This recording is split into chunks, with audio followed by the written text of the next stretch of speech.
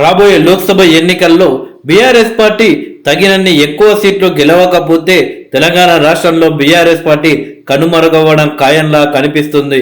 కేవలం అసెంబ్లీ ఎన్నికల్లో ఓడిపోవడంతో ఆ పార్టీకి నేతలంతా గుడ్ బై చెబుతూ కాంగ్రెస్ బీజేపీలో చేరుతున్నారు.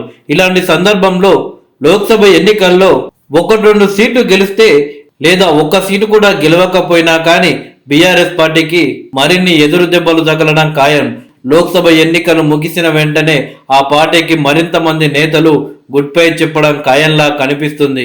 అయితే రాబోయే లోక్సభ ఎన్నికల్లో ఎలాగైనా తగినన్ని సీట్లు గెలవాలి అని కేసీఆర్ గారు ఆలోచిస్తున్నారట. అయితే మొదటి నుండి బీఆర్ఎస్ కి కంచుకోటగా ఉన్న స్థానాలను మాత్రం ఎలాగైనా గెలవాలి అని కేసీఆర్ గారు ఆలోచిస్తున్నారంట. ఉద్యమ కాలం నుండి బీఆర్ఎస్ కు కంచుకోటగా ఉన్న మెదక్ లోక్సభ స్థానాన్ని ఎలా కాపాడుకోవాలో తెలియక ఆ పార్టీ హైకమాండ్ టెన్షన్ పడుతున్నట్లు తెలుస్తుంది. ఈ సీటును గెలుచుకోవడం గులాబీ పార్టీకి జీవన్ మరణ సమస్యగా మారింది. రాష్ట్రంలో అధికారం కోల్పోవడంతో క్యాడర్ చేజారుతుండడం, కాంగ్రెస్ బీజేపీ నుండి గట్టి పోటీ ఎదురవడంతో బలమైన అభ్యర్థిని బరిలో దింపితే తప్ప ఈ సీటును గెలిచే పరిస్థితి లేదని పార్టీ పెద్దలు భావిస్తున్నారు.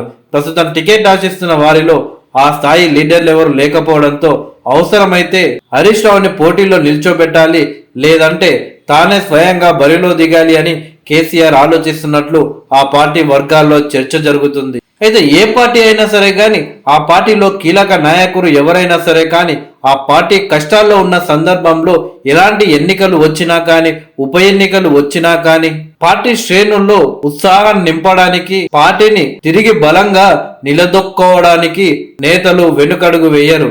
పార్టీ ఆదేశిస్తే నేను తప్పకుండా ఎన్నికల్లో బరిలోకి దిగుతా, నేను పోటీ చేస్తా అని ప్రకటిస్తుంటారు. కానీ బీఆర్ఎస్ పరిస్థితి మాత్రం దానికి వ్యతిరేకంగా ఉంది.